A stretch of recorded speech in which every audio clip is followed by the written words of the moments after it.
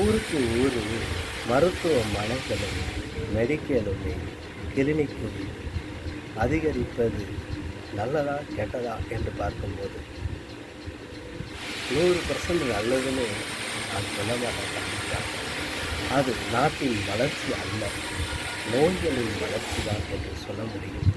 ஆகவே மற்ற தொழில்நுட்பங்கள் வளர்ச்சி அடைந்தாலும் சந்தோஷப்படுவேன்.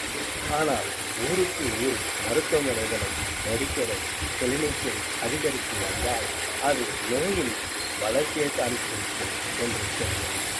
ஆகவே விவசாயம் வேண்டும், அரிசி வேண்டும், உண்ண உணவு வேண்டும்.